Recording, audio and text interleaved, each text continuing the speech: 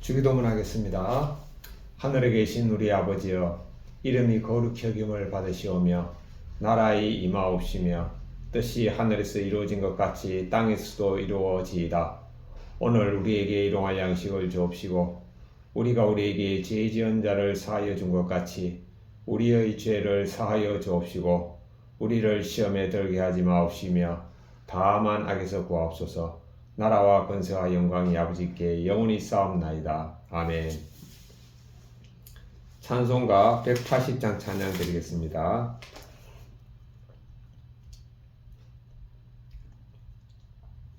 찬송가 180장. 하나님의 나팔소리. 하나님의 나팔소리로 친히 하늘로부터 강림하시리니. 아멘.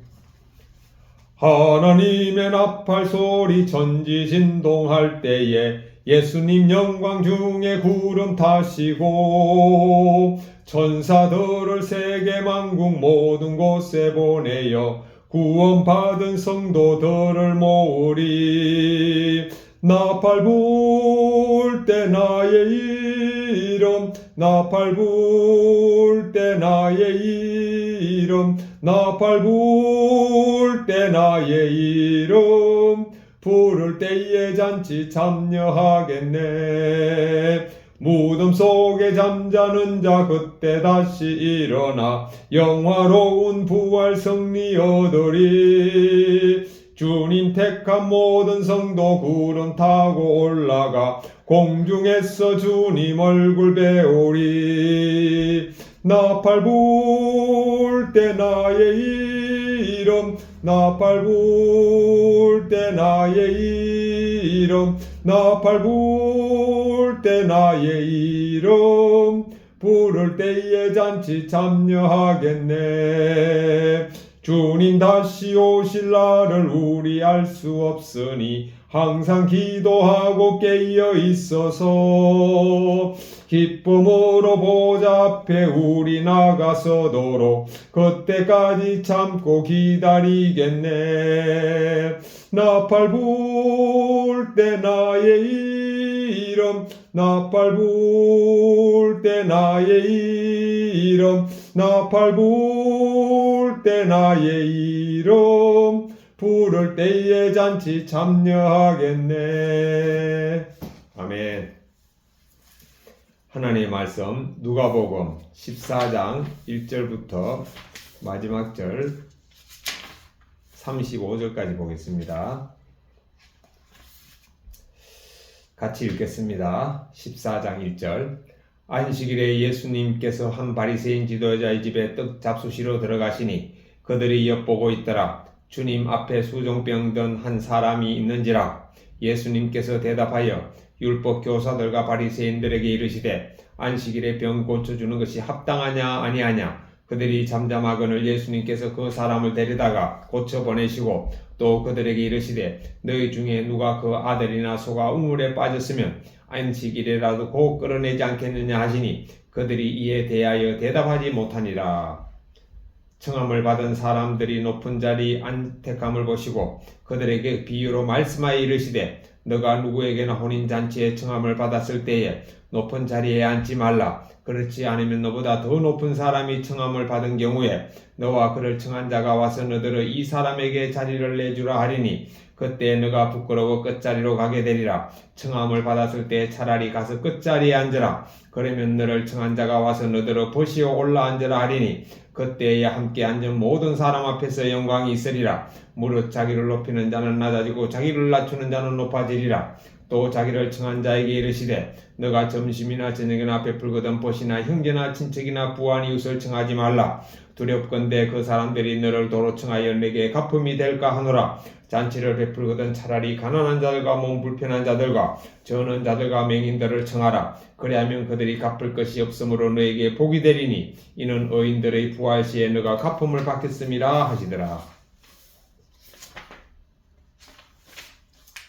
15절입니다. 함께 먹는 사람 중에 하나가 이 말을 듣고 이르되 무릇 하나님의 나라에서 떡을 먹는 자가 복되도다 하니 이르시되 어떤 사람이 큰 잔치를 베풀고 많은 사람을 청하였더니 잔치할 시각에 그 청하였던 자들에게 종을 보내어 이르되 오소서 모든 것이 준비되었나이다 하며 다 일치하게 사용하여 한 사람은 이르되 나는 밭을 샀음에 아무래도 나가 보아야 하겠으니 정컨대 나를 양해하도록 하라 하고 또 한 사람은 이르되 나는 소 5겨리를 샀음에 시험하러 가니 정컨대 나를 양해하라 하고 또 한 사람은 이르되 나는 장가 들었으니 그러므로 가지 못하겠노라 하는지라. 종이 돌아와 주인에게 그대로 고하니 이에 집주인이 노하여 그 종에게 이르되 빨리 시내의 거리와 골목으로 나가서 가난한 자들과 몸 불편한 자들과 맹인들과 저는 자들을 데려오라 하니라. 종이 이르되 주인이여 명하신 대로 하였으되 아직도 자리가 있나이다. 주인이 종에게 이르되 길과 산울타리로 가로나가서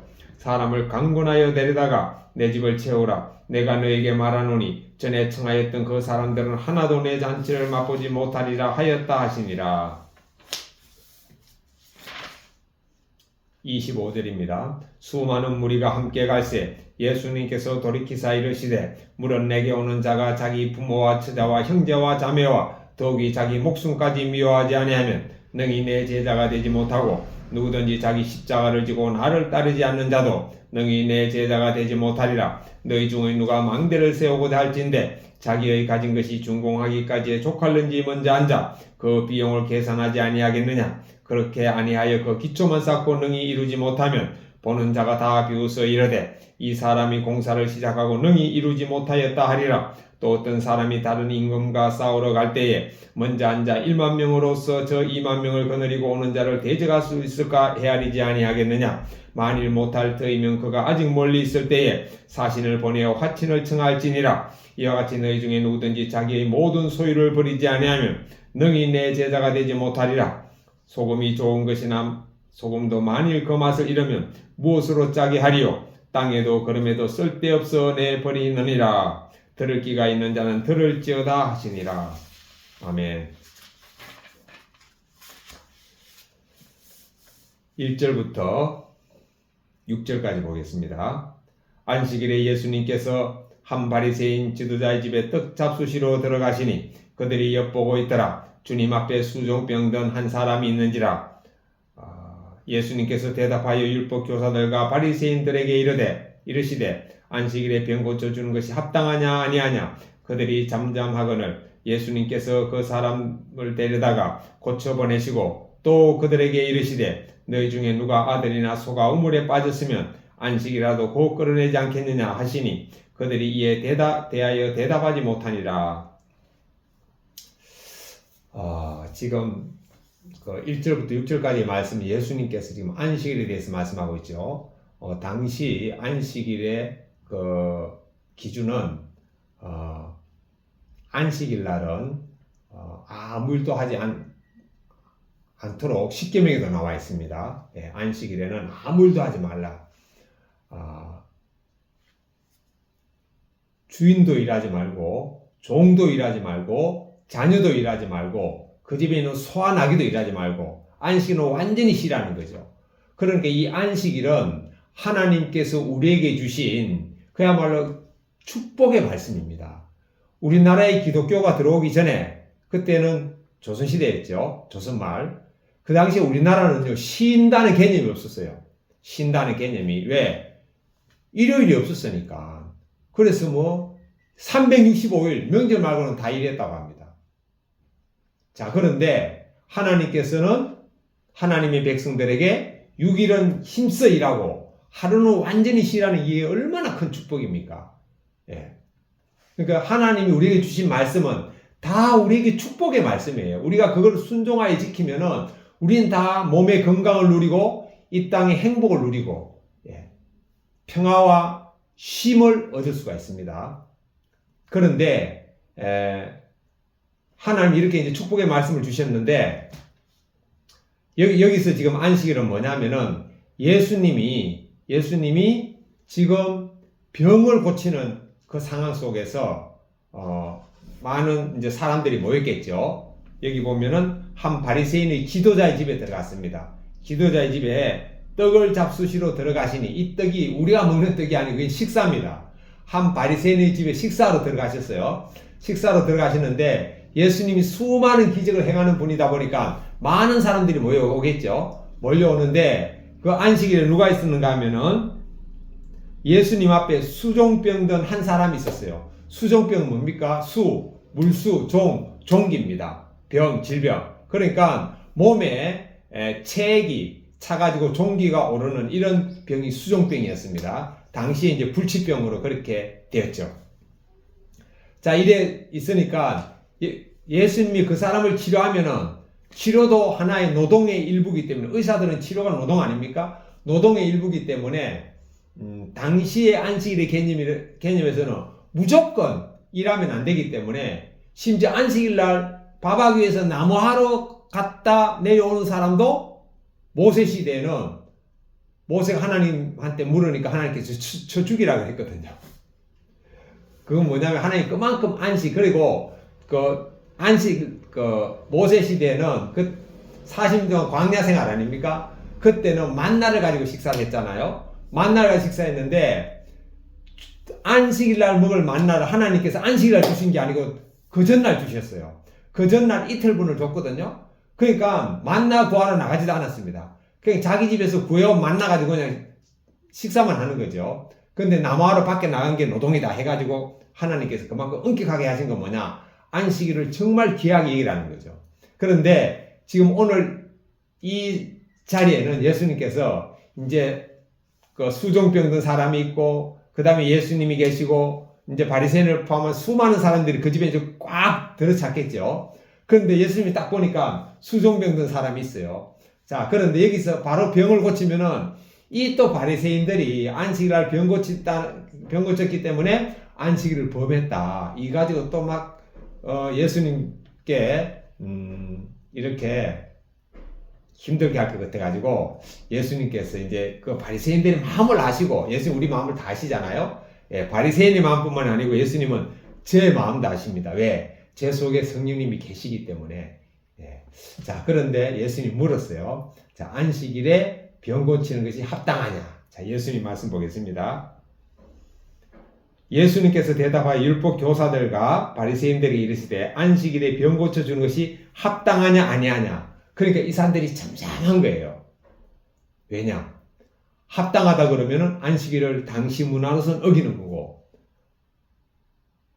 합당하지 않다 그러면은 이거는 병 고친 사람을 모른 척 하는 거거든요. 그러니까 이 사람들이 잠잠하니까 예수님께서 그 사람을 딱 질문하고 난 다음에 바로 고쳤어요.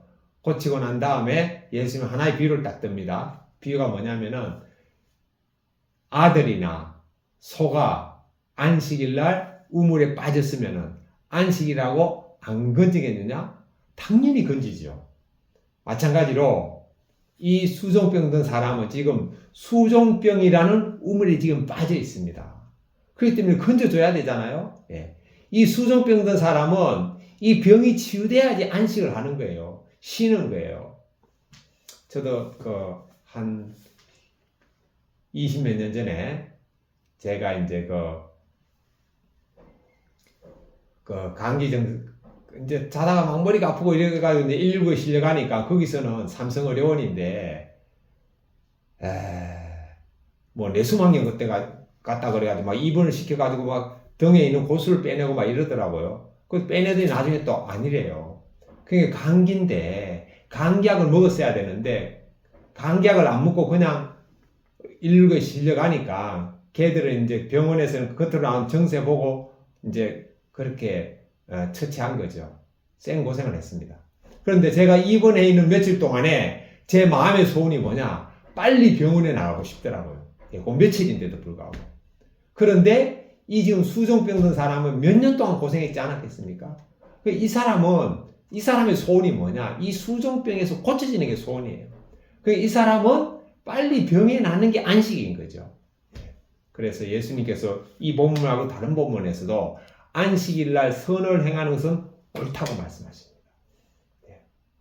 의사인데 갑자기 주일날 환자가 찾아왔다. 어떻게 해야 돼요? 환자를 고쳐야 됩니다. 선을 행해야 됩니다. 그러나 고쳐주고 돈을 받으면 수익을 얻는 거기 때문에 돈을 받으면 안 되고 안식일날 병 고치는 것은 무료. 이렇게 해야 된다고 저는 이제 그렇게 성경을 해석합니다. 자, 그런데 이렇게 부모님들은 일을 쉬는 것이 안식이고, 그럼 우리의 자녀들은, 공부하는 학생들은 안식일 날 무엇 하는 것이 안식일까요? 공부를 쉬는 게 안식입니다. 그래서 유대인 학생들은 거기는 안식일이 금요일 저녁부터, 금요일 해지는 시간부터 토요일 해지는 시간까지잖아요. 네, 우리는 지금 예수님이 금요일 날 십자가에 못 박히고 주일 날 부활했기 때문에 주일 날을 이제 안식일로 이제 여기고 우리가 저는 이제 살아가는데, 유대인 학생들은요, 금요일 날 다 해지는 때부터 토요일 날 해질 때까지는 공부를 전혀 하지 않습니다. 공부를 전혀 하지 않아요. 성경 말씀 그대로 학생들이 일이 뭡니까? 공부잖아요. 그래서 저는 제 딸이 중학교, 고등학교 다닐 때도 주일날 제가 쉬게 했습니다. 공부하지 마라 그랬습니다. 그리고 월요일날 시험 쳐도 주일날 쉬어라. 월요일날 숙제, 토요일날 숙제 안 한 거 월요일날 학교 갖고 가야 되는데 주일날 숙제해야 되잖아요. 제가 쉬라 그랬어요. 저도 제가 어릴 때부터 이제 어머니 따라 교회를 다녔는데, 대학교 한 2학년 정도 되니까 어떤 마음이 드는가 하면은, 주일날 쉬어야 되겠다. 공부하지 않아야 되겠다. 이 생각이 들었습니다.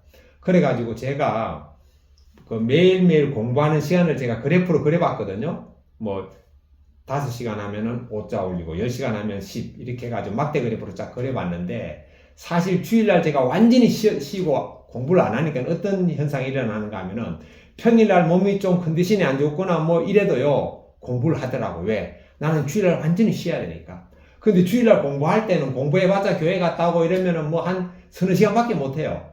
그런데 평일날 좀 컨디션 안 좋고 뭐 이러면은, 뭐 오늘은 좀 쉬고 주일날 해야지. 이 마음이 저는 생겼습니다. 그래가지고 실제로 주일날 공부를 완전히 중단하니까 공부량 자체가 주일날 공부할 때나 할 때하고 주일날 완전히 쉴 때하고 별로 차이가 안 나더라고요.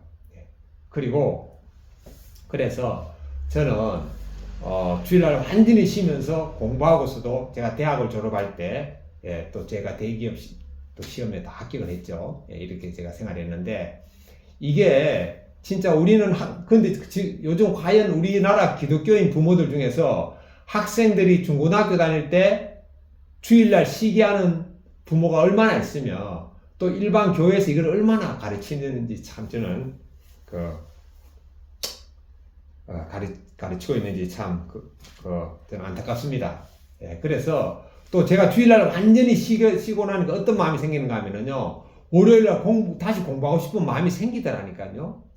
요게 이제 저 개인적인 경험이고, 대학 다닐 때 제가 78년도 고등학교 졸업했지만 상고 졸업했기 때문에 한 2년 반 정도 제가 회사 생활하다가 이제 81년도에 제가 들어갔죠.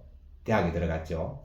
그래 81학번인데 제가 나중에 대학을 졸업하고 나서 제가 이제 책 읽는 걸 좋아하다 보니 책을 딱 읽는데, 그때 어떤 책이 나왔는가 하면은 영어 공부 절대로 하지 말라는 책이 나왔습니다. 이 책은 서울대 졸업하고 독일에 유학 갔다가 거기서 박사학위 받고 귀국해가지고 삼성 에버랜드에 임원으로 있으면서 이분이 이제 영어 공부에 대한 책을 내는 분이에요. 그런데 그 책을 제가 읽어보니까 이 책 제목이 영어 공부 절대로 하지 말랍니다. 그러니까 우리 한국 사람 다 영어 공부 때문에 스트레스 받잖아요. 그러니까 그 제목만 봐도 벌써 마음이 평안해지는 거예요. 왜? 영어 공부 절대로 하지 말라기 때문에. 근데 제목은 그렇지만 이 책 내용은 영어 공부하는데 그럼 왜 그런 제목을 달았을까? 잘못된 방법으로 영어 공부 절대로 하지 말라는 거죠. 잘못된 방법이 뭐냐? 이분이 독일 가가지고 이제 독일 가면 학비는 무료지만 독일어를 갖다가 습득을 해야 되잖아요. 그 습득을 해야 되는데, 그러다 보니까 이제 거기에 있는 학습 원리에 관한 책을 쭉 보는데, 그게 어떤 내용이 있는가 하면은 독일의 교육 심리학자, 교육과학자들이 실험을 통해서 연구한 결과 두 집단을 가지고 실험을 했대요. 한 집단은 쉬지 않고 공부하는 집단, 또 한 집단은 6일을 공부하고 한 주를 완전히 쉬는 집단 해가지고 일정 기간을 딱 공부하고 그 기간이 끝나니 테스트를 해보니까 일주일 동안 쉬지 않고 공부한 집단보다는 6일 공부하고 하루를 쉰 집단이 훨씬 학습 성과가 좋았답니다. 그래서 이것을 과학적으로 분석해 보니까 어떤 현상이 일어나는가 하면은 우리가 공부를 하면은 지식을 막 습득하잖아요. 습득하면 머리에 막 지식이 쌓이는데 일주일에 하루 정도 완전히 쉬면은 우리 몸은 쉬지만 공부하는 것도 다 중단하지만 그 쉬는 하루 동안에 6일 동안 공부한 것을 머릿속에 있는 각 지식의 창고에다가 분류해가지고 저장을 딱 한답니다. 그래가지고 6일 동안 하루 쉬는 집단이 훨씬 학습적으로 좋다는 거죠. 우리가 그렇잖아요.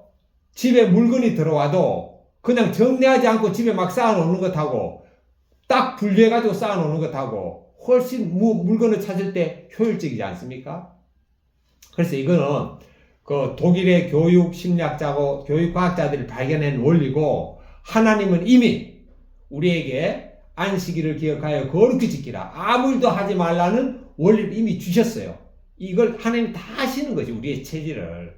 그래서 세계에서 가장 노벨상을 많이 받는 민족이 됩니까? 유대인이잖아요. 유대인. 유대인은요, 전 세계 인구의 0.2%밖에 안 됩니다.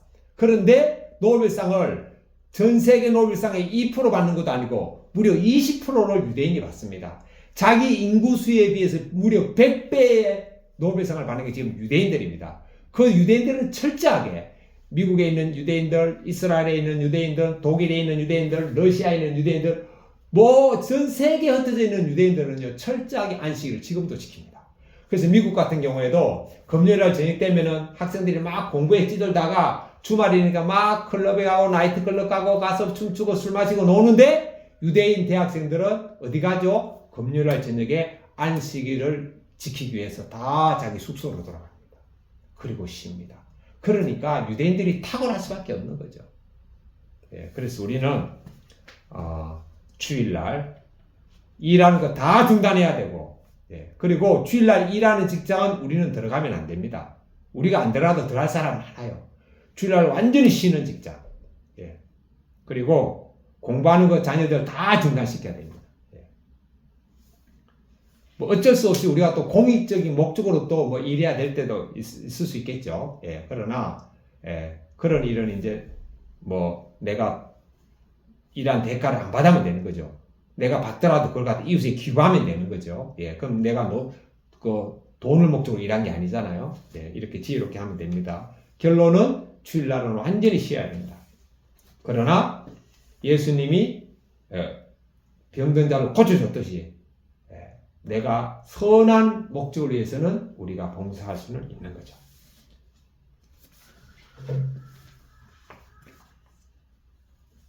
자, 7절부터 23분 지나갔네요. 7절부터 11절 보겠습니다. 7절부터 11절. 청함을 받은 사람들이 높은 자리 택함을 보시고 그들에게 비유로 말씀하여 이르시되 너가 누구에게나 혼인잔치에 청함을 받았을 때에 높은 자리에 앉지 말라. 그렇지 않으면 너보다 더 높은 사람이 청함을 받은 경우에 너와 그를 청한 자가 와서 너더러 이 사람에게 자리를 내주라 하리니 그때 너가 부끄러워 끝자리로 가게 되리라. 청함을 받았을 때 차라리 가서 끝자리에 앉으라. 그러면 너를 청한 자가 와서 너더러 버시어 올라 앉으라 하리니 그때에 함께 앉은 모든 사람 앞에서 영광이 있으리라. 무릇 자기를 높이는 자는 낮아지고 자기를 낮추는 자는 높아지리라. 예수님께서 잔치 비유로 하시면서 청함을 받았을 때 높은 자리에 앉지 말고 낮은 자리에 가라는 거죠. 높은 자리에 앉는데 주인이 와가지고 죄송하지만 이 자리 좀 비워주실래요? 왜? 더 귀한 분이 이 자리에 앉아야 될 것입니다. 하면 얼마나 부끄럽겠어요. 저는요 이 부끄러움을 경험해 왔거든요.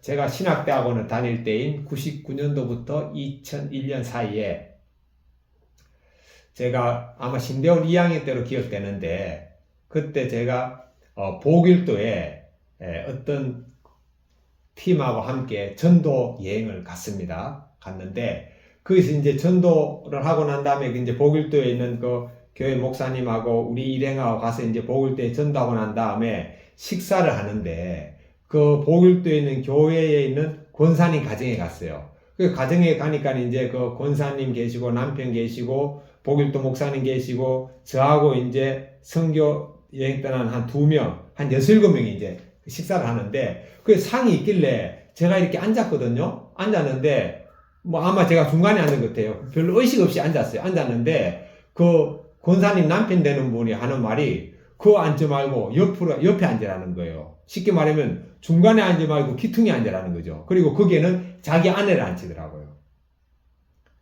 제가 엄청 부끄러웠습니다. 그런데 제가 그런 부끄러움을 경험했기 때문에 제가 여기에 이 말씀에 보면은 부끄러워 끝자리로 가게 되네. 이 내용을 제가 이해를 하게 되는 거죠. 예.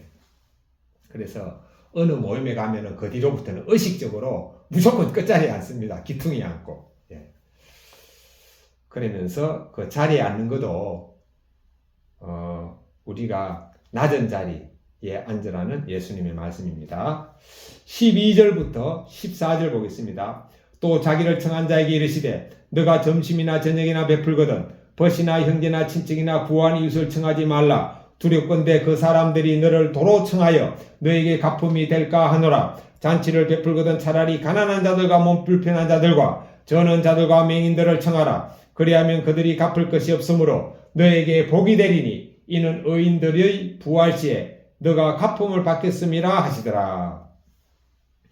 자, 여기에서는 그 구제에 대해서 말씀하고 있는데 우리가 뭔가 음식을 대접할 때 우리에게 내가 한 그릇 사주면은 상대방도 나한테 한 그릇 사주는 사람, 그런 사람을 섬기지 말고 내가 사주는데 상대방은 나한테 사줄 수 없는 사람에게 대접을 하라는 거죠. 자, 그런데 일반적으로 우리가 사회생활을 하면은 대부분 내가 한 그릇 대접하면은 상대방이 나에게 한 그릇 대접합니다. 그런데 오늘 말씀에 의하면은 내가 식사를 대접했는데 상대방이 나에게 대접 못하는 이런 경우는 어떤 경우에 하는가 하면 대부분 내가 모르는 사람을 구제할 때에 그것이 바로 여기에 해당됩니다. 내가 모르는 사람인데 내가 구제했다. 예를 들어서 뭐 월드비전이나 뭐 이런 그 세계 구호단체에 우리가 기부금을 내잖아요. 기부금을 내면은 내가 기부금을 냈다. 그러면은 그것이 내가 뭐 10,000원을 내면은 그 사람에게 뭐 한 그릇 밥이 될 수도 있고 또 가난한 아프리카는 또 10그릇 밥이 될 수도 있어요. 그런데 내가 기부는 하지만 그 기부받는 그 사람은 저에게 갚을 수가 없는 거죠. 이렇게 하라는 겁니다. 그러니까 이런 그 구호단체에 기부하는 것이 주로 이제 이 말씀과 관계된다고 저는 여겨집니다. 예. 그리고 이제 현재 그 벌이가 없는 사람들, 주로 이제 뭐 학생들이나 뭐 이런 사람들, 예. 뭐 예를 들어 명절날 조카들을 만나거나 이렇게 할 때 그들에게 이제 용돈 주고 이제 밥 사주고 이런 것들은 다 이제 그들이 대부분 갚는 게 아니죠. 예. 그것도 해당이 될 수는 있겠네요. 그래서 근데 예, 그렇게 해가지고 구제의 원리에 대해서 말씀하셨습니다. 그리고 예수님께서는 이렇게 섬기는 것이 곧 누구를 섬기는 거라고 했죠? 예수님을 섬기는 것이라고 말씀하셨습니다. 이 본문을 가지고 간증문을 같이 한번 읽어보겠습니다. 매주 토요일 저녁에 저와 아내는 교회 소그룹 모임에 참석합니다. 저는 그곳에서 부리더로 섬기고 있습니다. 그런데 저희 모임에는 주 6일을 일하는 분이 있습니다. 저는 그분이 토요일도 일하기에 저녁이 되면 지치고 힘들 테니 모임에 빠져도 된다고 생각했습니다. 그래서 그분에게 모임에 참석하시라고 자주 연락하지 않았습니다. 그분의 영적 건강에 초점을 맞췄다면 안식일이라도 우물에 빠진 아들이나 소를 끌어내려고 한 것처럼 어떻게든 모임에 참석하게 했을 텐데 그러지 않은 것입니다. 이렇게 저는 여전히 되었다 함이 없는 죄인입니다. 직장에서의 모습도 별반 다르지 않습니다. 15년째 사회생활을 하면서 늘 마음속으론 언젠가 내 사업을 해야지라고 생각했습니다. 드라마 제작사에서 일하며 어느 정도 연차가 쌓이자 부업으로 광고 대행 일을 시작했습니다. 사장이 될 것을 기대하며 뛰어들었으나 실상은 가장 낮은 자리에서 자비를 하게 되었습니다. 오늘 본문에서 예수님이 높은 자리에 앉으려고 하면 끝자리로 가게 되리라고 말씀하신 것처럼 말입니다. 그동안 저는 스스로 2가지 일을 병행할 수 있다고 착각했습니다. 하지만 부업으로 모르는 분야에 겁없이 뛰어든 대가는 혹독했습니다. 육체적으로는 고된 일정으로 스트레스를 받아 대상포진에 걸렸습니다. 또 정신적으로는 스스로 높여온 저 자신이 알고 보니 능력도 분별력도 없는 실수투성이임을 깨닫고 자존감이 낮아졌습니다. 이렇게 높은 자리에 앉고 싶어하는 저는 낮아지는 경험을 하고 나서야 교만을 회개하게 되었습니다. 이제는 저의 주제를 알아 욕심 부리지 않고 끝자리에서 다른 사람을 섬기며 살기를 소망합니다. 적용 1. 소그룹 지체들에게 매주 한 번씩 전화해서 모임에 참석하도록 권면하겠습니다. 적용 2. 사장 같은 높은 자리에 오르려고 부업을 하기보다 본업에 집중하겠습니다. 15절부터 17절 같이 읽겠습니다. 함께 먹는 사람 중에 하나가 이 말을 듣고 이르되 무릇 하나님의 나라에서 떡을 먹는 자는 복되도다 하니 이르시되 어떤 사람이 큰 잔치를 베풀고 많은 사람을 청하였더니 잔치할 시각에 그 청하였던 자들에게 종을 보내어 이르되 오소서 모든 것이 준비되었나이다 하매 18절부터 24절까지 계속 읽겠습니다. 다 일치하게 사양하여 한 사람은 이르되 나는 밭을 샀음에 아무래도 나가 보아야 하겠으니 청컨대 나를 양해하도록 하라 하고 또 한 사람은 이르되 나는 소 5겨리를 샀음에 시험하러 가니 청컨대 나를 양해하도록 하라 하고 또 한 사람은 이르되 나는 장가 들었으니 그러므로 가지 못하겠노라 하는지라. 종이 돌아와 주인에게 그대로 고하니 이에 집주인이 노하여 그 종에게 이르되 빨리 시내의 거리와 골목으로 나가서 가난한 자들과 몸 불편한 자들과 맹인들과 저는 자들을 데려오라 하니라. 종이 이르되 주인이여 명하신 대로 하였으되 아직도 자리가 있나이다. 주인이 종에게 이르되 길가 산울타리로 가로 나가서 사람을 강권하여 데려다가 내 집을 채우라. 내가 너에게 말하노니 전에 청하였던 그 사람들은 하나도 내 잔치를 맛보지 못하리라 하였다 하시니라.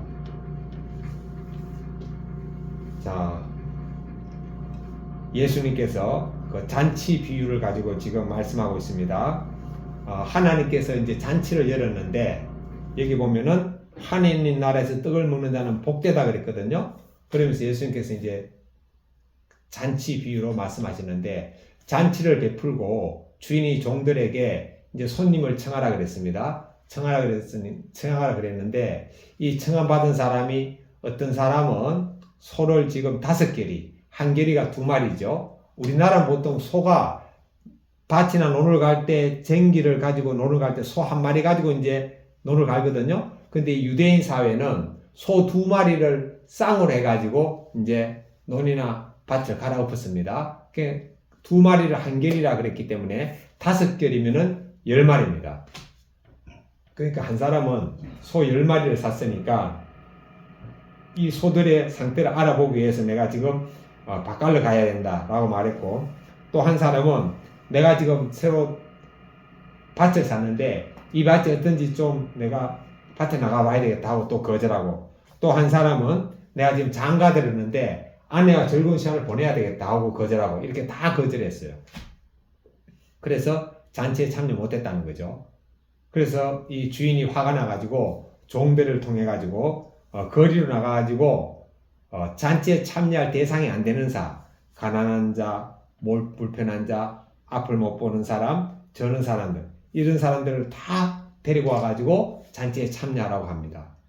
자, 여기에서 2가지로 이해할 수가 있는데, 첫 번째는 먼저 잔치에 초청한 손님들은 우리가 하나님을 아버지라고 부르고 믿었던 유대인이라고 할 수 있고, 그 다음에 여기 초청받지 못한 사람들은 유대인이 아닌 이방민족, 우리 같은 사람들을 또 비유할 수도 있죠.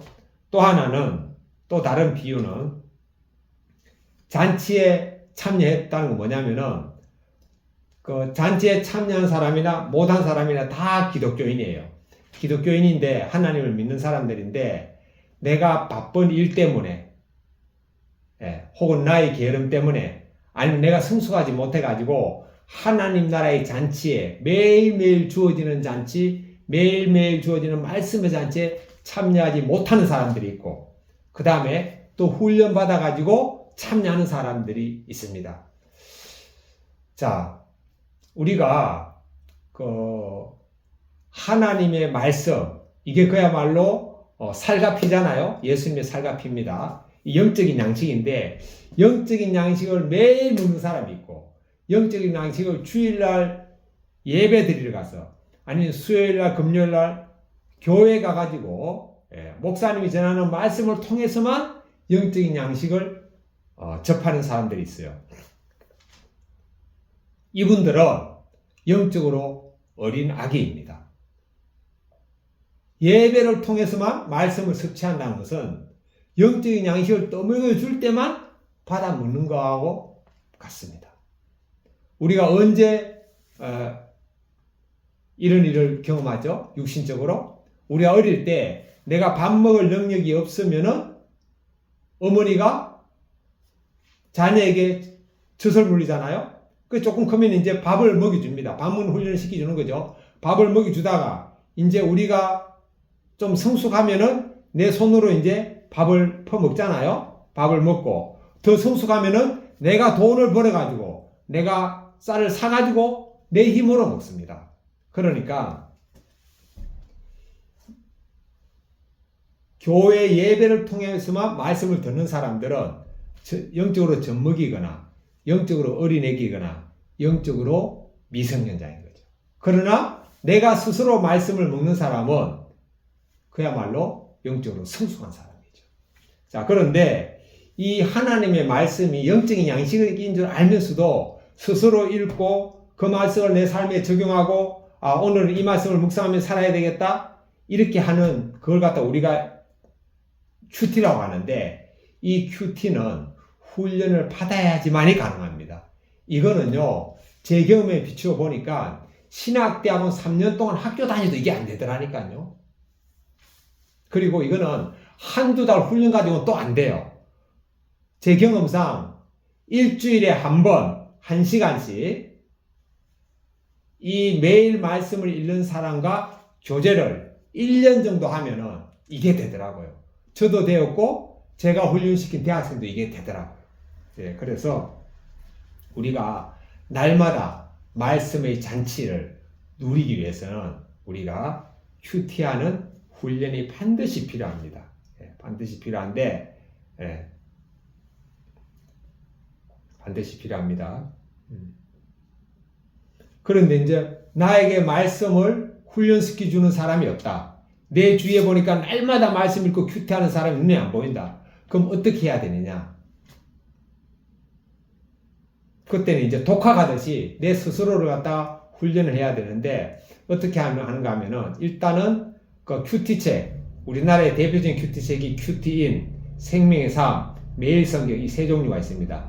세 종류 중에 한 권을 사가지고 보통 2달치가 한 권이거든요. 그러면은 오늘이 몇 월 달이죠? 3월 달이죠. 3월 달, 4월 달 2달 동안은 일주일에 큐티를 한 번만 한다고 목표를 세워야 돼요. 언제? 주일날. 몇 시에? 일어나자마자. 주일날 일어나자마자 내가 큐티한다. 한 20분, 30분 하면 되거든요. 그 일주일에 한 번 목표. 그런데 주일날 아침에 못했으면, 일어나자마자 못했으면은 점심때 해도 되고, 그때도 못했으면 자기 전에 해도 되고, 주일날 못했으면 월요일날 해도 되고, 월요일날 못했으면 화, 수, 목, 금, 토. 하여튼 일주일에 딱 하루만 목표를 삼는 거예요. 요거는 가능하겠죠? 그 다음에 3, 4월달 그렇게 하고 5, 6월달은 일주일에 딱 이틀 목표를 삼는 겁니다. 그리고 7, 8월달은 일주일에 3일, 9, 10월은 일주일에 4일, 11, 12는 일주일에 5일, 내년 1, 2월달은 일주일에 6일.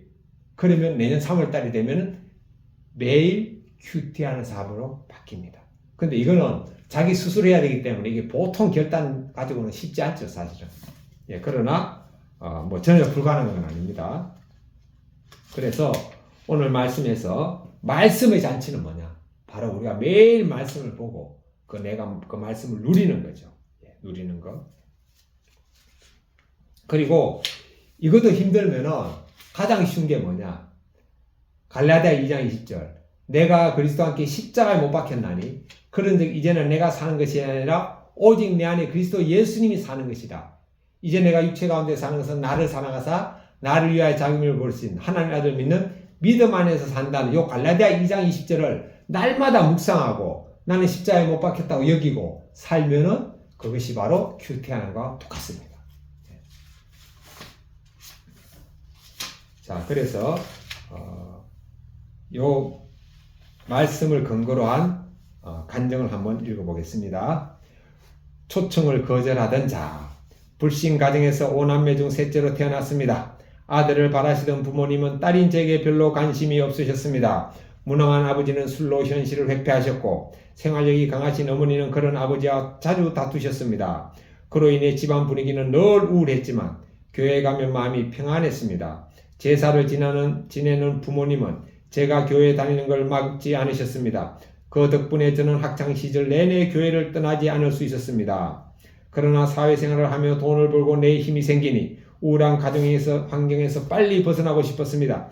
그래서 저는 세상 재미를 찾아 주일마다 지인들과 놀러 다니며 교회를 떠났습니다. 하나님 나라에 초청받았음에도 주인의 초대에 거절한 것입니다. 그러다 저는 직장 동료의 소개로 한 남자를 만났습니다. 그는 공동체에서 받은 상처로 교회를 다니지 않고 있었습니다. 그럼에도 저의 불성실한 아버지와 다르게 성실해 보이고 외모도 호감형이었기에 저는 행복을 꿈꾸며 그와 결혼했습니다. 그런데 낚시가 취미인 남편은 가정을 등한시했습니다. 외롭고 공고해진 저는 그제야 이 핑계 저 핑계 대며 하나님의 초청을 거절한 것을 깨닫고 다시 교회를 찾았습니다. 그리고 양육을 받으며 세상 즐거움과 행복한 결혼 생활로 힘든 시절을 보상받으려고 한 제 모습을 보게 되었습니다. 또 가난한 가정 환경으로 열등감과 피해의식에 사로잡혀 우리 가족이 잘 먹고 잘 살기만 바란 것을 회개했습니다. 하나님의 나라에서 떡을 먹는 자는 복되도다. 이 말씀처럼 지금은 남편과 함께 믿음의 공동체에 속해 매주 지체들과 솔직한 나눔의 떡을 떼어 먹고 있습니다. 환경이 조금만 편해지면 언제든 하나님을 떠나려고 하는 제가 남편보다 더 가식적이고 교만한 죄인임을 깨닫게 해주신 하나님 감사합니다. 적용 1. 교회를 떠난 남동생에게 제가 만난 예수님을 전하고 주일 예배에 초청하겠습니다. 적용 2. 매일 오전 7시에 큐티로 하루를 시작하고 가족과 교회 지체들을 위해 10분간 기도하겠습니다.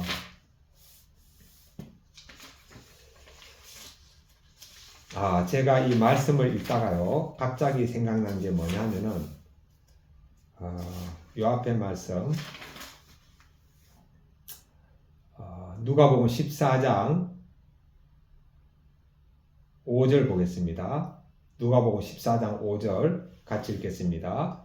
또 그들에게 이르시되 너희 중에 누가 그 아들이나 소가 우물에 빠졌으면 안식일이라도 끌어내지 않겠느냐 하시니, 예수님이 지금 아들이나 소가 우물에 빠졌으면은 끌어내야 된다고 지금 말씀하신 거죠. 그런데 오늘날 이것을 어떻게 적용할 것인가? 예수님 믿지 않는 불신자들, 예수님 믿지 않은 비신자들은 마귀의 우물에 빠져 있는 사람들입니다. 그들의 아비는 마귀입니다. 근데 자신들은 마귀의 우물에 빠져 있는 것을 몰라요. 그분들을 건져줄 사람은 누구죠? 바로 마귀의 우물에서 벗어난 우리 그리스도인이 바로 그분들을 마귀의 우물에서 건져줘야 됩니다. 예수님께서 요한복음 8장 44절부터 이 말씀을 하셨거든요. 요한복음 8장 44절 같이 한번 보겠습니다. 요한복음 8장 44절.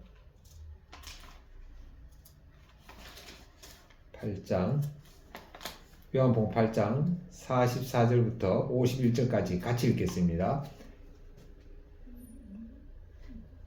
8장 41절부터 51절까지 읽겠습니다. 시작. 자기가 하늘에서 내려온 떡이라 하시므로 유대인들이 예수님께 대하여 수군거려 이르되 이는 요셉의 아들 예수님이 아니냐? 그 부모를 우리가 아는데 자기가 지금 어찌하여 하늘에서 내려왔다 하느냐? 예수님께서 대답하여 이르시되 너희는 서로 수군거리지 말라. 나를 보내신 아버지께서 이끌지 아니하시면 아무도 내게 올 수 없으니 오는 그를 내가 마지막 날에 다시 살리리라. 선지자의 글에 그들이 다 하나님의 가르치심을 받으리라 기록되었은즉 아버지께 듣고 배운 사람마다 내게로 오느니라. 이는 아버지를 본 자가 있다는 것이 아니니라. 오직 하나님에게서 온 자만 아버지를 보았느니라.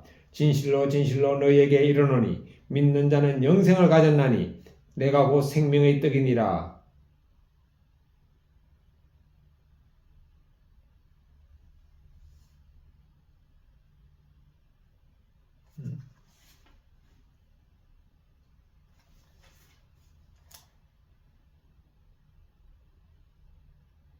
죄송합니다. 제가 요한복음 8장인데 모르고 요한복음 6장 읽었네요. 좀 이상하다 그랬습니다.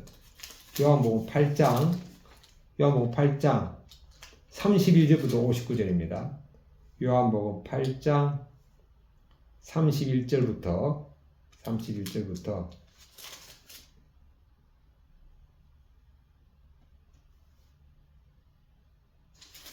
59절까지 한번 읽어보겠습니다. 8장 31절부터 59절 같이 읽겠습니다. 그러므로 예수님께서 자기를 믿은 유대인들에게 이르시되 너희가 내 말에 가면 참 내 제자가 되고 진리를 알지니 진리가 너희를 자유롭게 하리라. 그들이 대답하되 우리가 아브라함의 자손이라 남의 종이 된 적이 없거늘 어찌하여 우리가 자유롭게 되리라 하느냐. 예수님께서 대답하시되 진실로 진실로 너희에게 이르노니 죄를 범하는 자보다 죄의 종이라. 종은 영원히 집에 거하지 못하되 아들은 영원히 거하나니 그러므로 아들이 너희를 자유롭게 하면 너희가 참으로 자유로우리라. 나도 너희가 아브라함의 자손인 줄 아노라.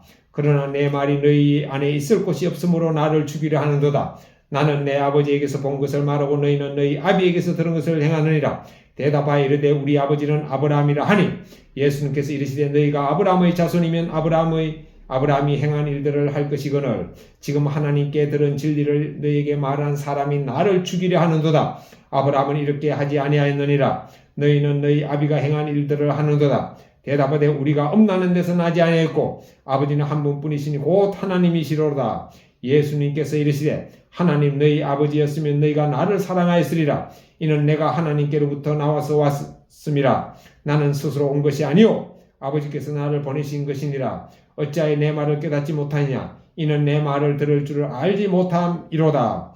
너희는 너희 아비 마귀에게서 났으니 너희 아비의 욕심대로 너희도 행하고자 하느니라. 그는 처음부터 살인한 자요 진리가 그 속에 없으므로 진리에 서지 못하고 거짓을 말할 때마다 제 것으로 말하나니 이는 그가 거짓말쟁이요 거짓의 아비가 되었음이라.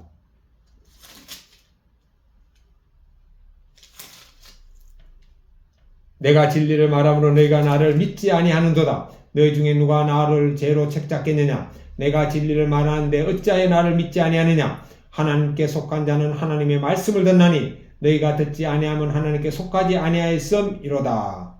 여기까지만 읽겠습니다. 44절이 핵심입니다. 44절 한 번 더 읽겠습니다. 같이 읽겠습니다. 시작.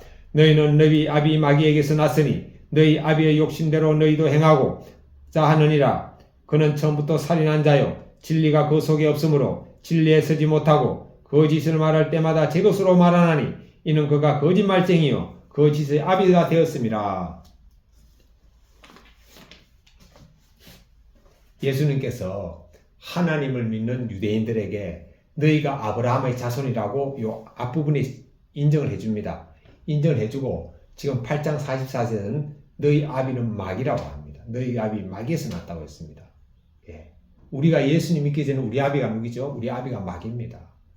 언제부터 마귀였죠? 아담이 선악과를 따먹은 그때부터 아담의 아비는 하나님이 아니고 마귀가 된 것이죠.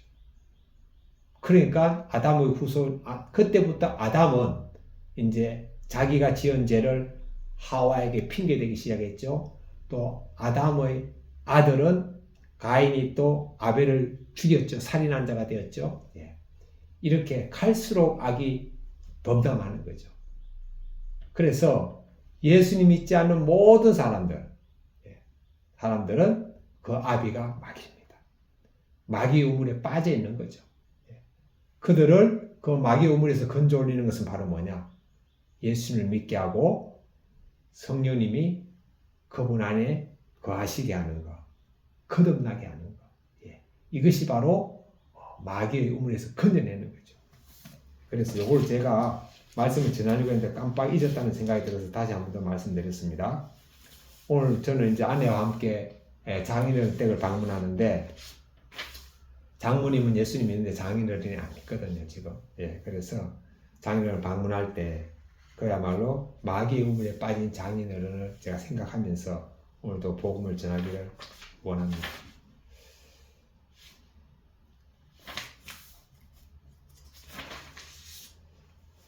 (25절부터) (27절까지) 읽겠습니다. 수많은 무리가 함께 갈새 예수님께서 돌이키사 이르시되 물은 내게 오는 자가 자기 부모와 처자와 형제와 자매와 더욱이 자기 목숨까지 미워하지 않으면 능히 내 제자가 되지 못하고 누구든지 자기 십자가를 지고 나를 따르지 않는 자도 능히 내 제자가 되지 못하리라.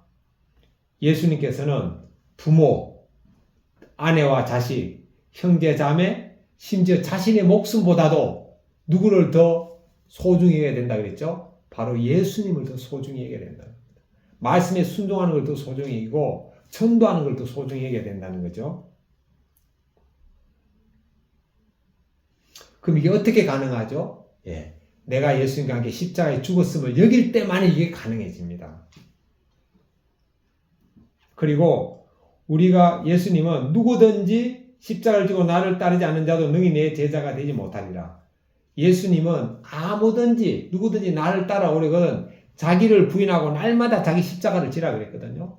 예, 십자가는 뭐냐?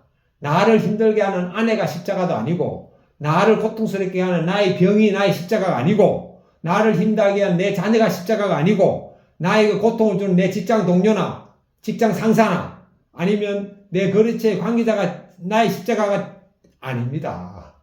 나의 십자가는 뭐냐? 내가 십자가에 못 박혀 죽는 게 나의 십자가입니다. 그럴 때 우리는 그야말로 하나님 우리에게 붙여준 그야말로 아담, 흙의 위치로 돌아오고 그때서야 우리는 죄와 함께 십자가에 못 박혔기 때문에 내 안에 성령님께서 함께 하시는 게 믿어지고 느껴지고 우리가 그때부터 진정한 이 땅에서의 복을 누리고 행복을 누리고 살아갑니다. 그렇지 않으면 행복할 수 있는 길이 없어요. 지난주에 제가 일하면서 이제 그 물건을 배달하면서 도착지의 고객에게 제가 물건을 내리면서 그랬어요. 요즘 행복하십니까? 하니까 행복하지 않다 그러더라고. 그래서 제가 뭐라고 하면 지금 행복하지 않으면 앞으로도 행복할 일이 없습니다. 그래서 조금 놀라는 표정이에요. 행복은 환경과 상황에 따라서 주어지는 것이 아닙니다. 행복은 내 안에서 나오는 행복이 진정한 행복입니다. 하면서 제가 행복의 편지를 드리겠습니다 하고 제가 행복 전도지를 나눠 드렸거든요. 예. 중요한 것은 우리가 지금 행복하지 않으면 앞으로도 행복하지 않습니다. 내가 아무리 지금 어떤 시험을 준비하고 있다, 그 시험에 합격하면 막 행복할 것 같죠? 행복한 게 아니고 잠시 기쁩니다. 그 순간이 지나면 또 똑같아요. 예. 제가 대학을 졸업하면서 참 원하는 제가 회사에 딱 대기업, 뭐 원하는 회사 특별히 있었던 건 아니고 대기업이고 월급 많이 주는 회사, 예. 그게 제 목표였죠. 그 딱 달성했어요. 기뻤습니다. 학교 다닐 때 10,000원짜리 구두 신었는데 딱 취직하고 난 다음에 10,000원짜리가 100,000원짜리 구두로 바뀌었어요. 그 10,000원짜리 구두 쓸 때는 막 발이 아프더라고요. 그래서 그때는 저는 구두는 새 거 사 신으면 처음에 다 발이 아픈 줄 알았습니다. 아닙니다. 싸구려였기 때문에 발이 아팠습니다. 100,000원짜리 사 신으니까요. 신을 때부터 바로 처음부터 편하더라고요. 예. 그러나 그 시험의 합격의 기쁨도 그야말로 잠시였습니다.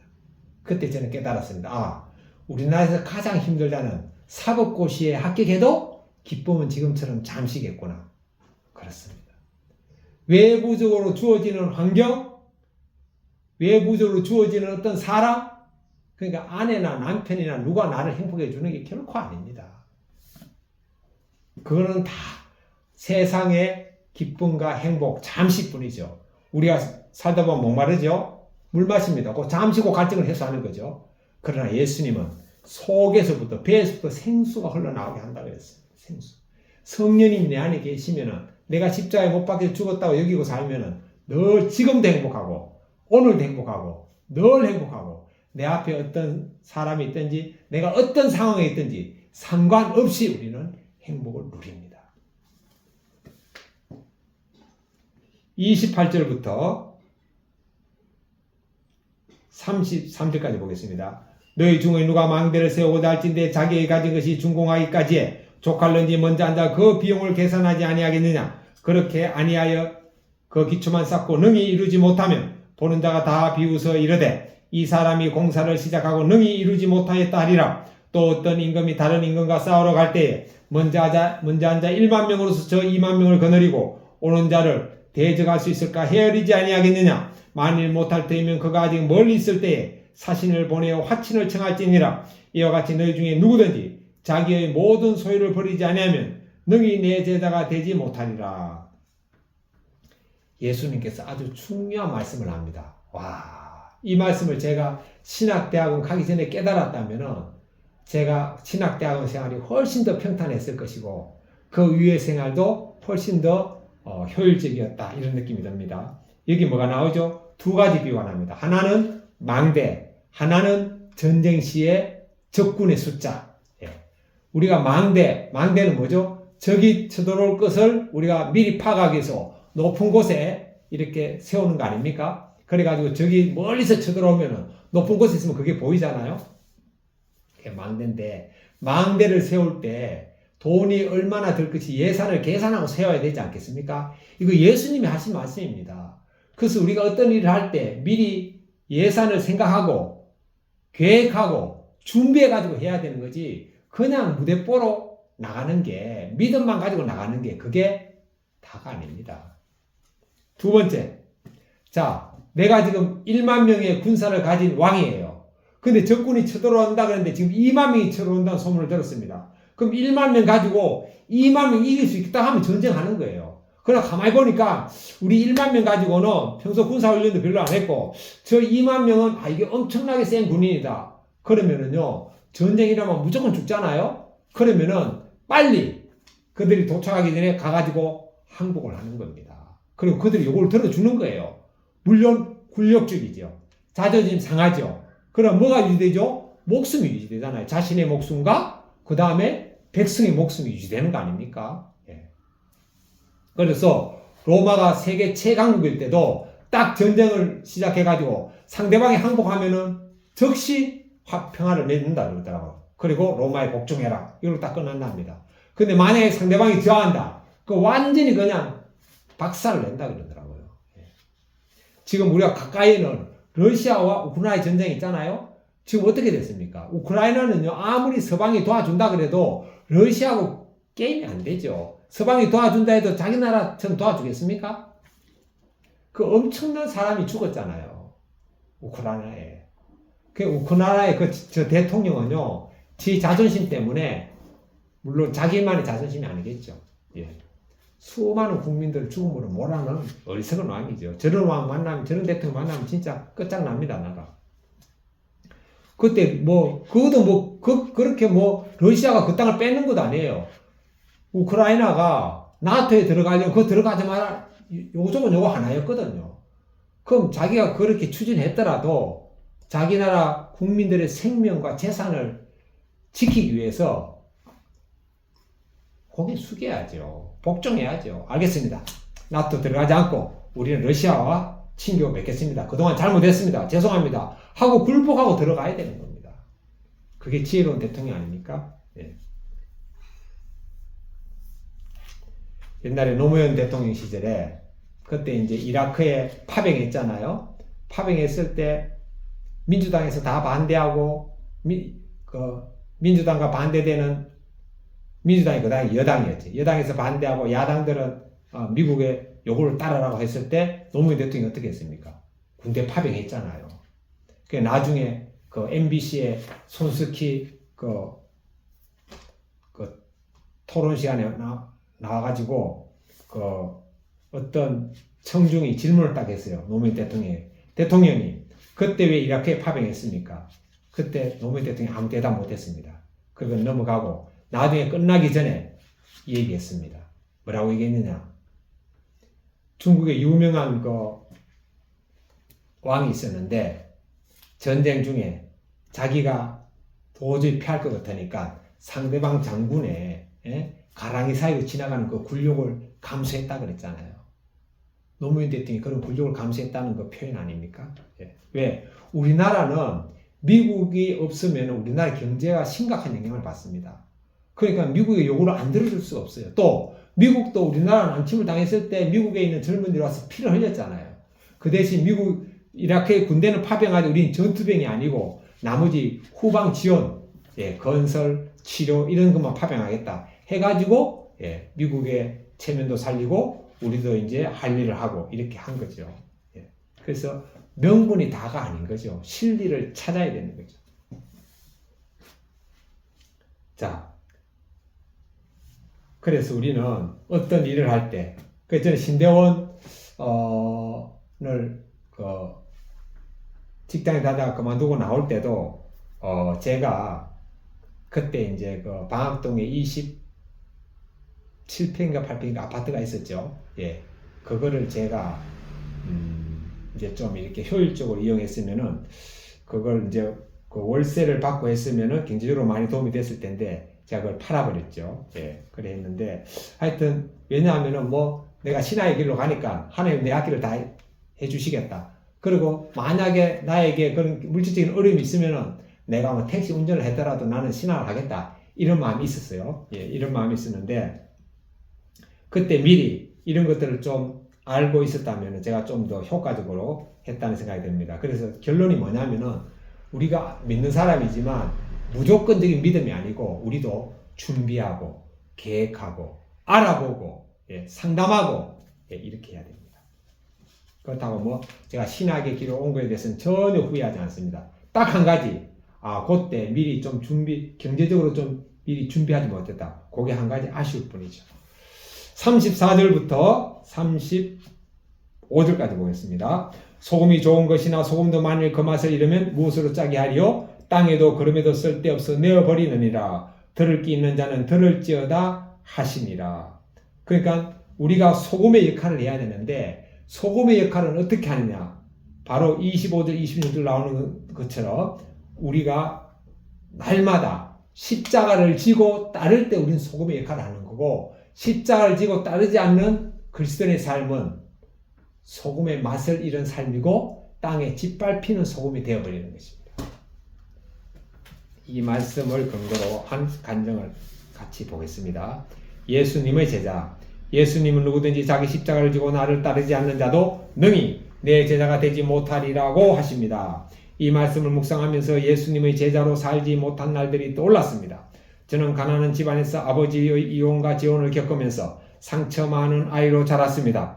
초등학교 2학년 때 친구의 전도로 교회에 다녔지만 믿음이 없었습니다. 그러다 보니 가정의 아픔과 상처를 말씀으로 해석하지 못했습니다. 그저 물질을 우상 삼으며 믿지 않는 사람과 결혼했다가 이혼했습니다. 이후 17년간 홀로 아들을 키우며 고난의 때를 보냈습니다. 그러다 저는 주님의 은혜로 믿음 있는 아내와 재혼했습니다. 그리고 교회 공동체에 속해 말씀으로 제 인생을 해석하게 되었습니다. 그리고 주님의 제자로 살려면 무엇보다도 시간과 물질, 감정과 자존심을 내려놓고 말씀의 길을 기울여야 함을 깨달았습니다. 그럼에도 저는 여전히 물질 욕심을 버리지 못하고 있습니다. 말씀을 묵상해도 이 욕심에 미혹되어 믿음의 기초만 쌓을 뿐 정작 구원의 망대를 세우지 못했습니다. 그러나 예수님을 믿어 구원 얻은 성도는 제자로 부르심 받은 것을 믿습니다. 그리고 제자의 길을 가는 것이 주님을 사랑하는 방법이라고 생각합니다. 요즘 저는 사람들을 만날 때마다 상대가 예수님을 믿는지 안 믿는지가 제일 궁금합니다. 예수님을 믿지 않으면 애통한 마음으로 그가 구원받도록 기도하고 복음을 전합니다. 이제는 물질 욕심을 내려놓고 고통 가운데 있는 자들에게 예수님이 보이신 십자가 사랑을 전하기 원합니다. 제자의 길을 걷는 것이 고되고 힘들지라도 저희 십자가를 지고 좋은 소금으로서의 사명을 감당하겠습니다. 적용 1. 때를 얻든지 못 얻든지 하나님이 제게 맡기신 사람들에게 예수님 그리스도를 전파하겠습니다. 적용 2. 매일 아침 그날의 라디오 방송 큐티와 노트와 가정 자문록 보석 상자 내용을 지인들에게 문자 메시지로 전달하겠습니다. 기도하겠습니다. 거룩하신 하나님 아버지, 오늘 누가복음 14장 말씀을 통해서 하나님께서는 날마다 십자가에 못 박혔음을 여기고 예수님을 따르는 것이 소금의 맛을 내는 것이라고 말씀하셨습니다.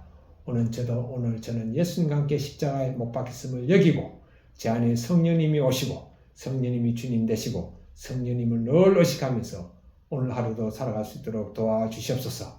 그리고 오늘도 마귀의 우물에 빠져있는 분을 또 믿지 않는 사람들을 만나면 복음을 전하는 자가 될 수 있도록 도와주옵소서.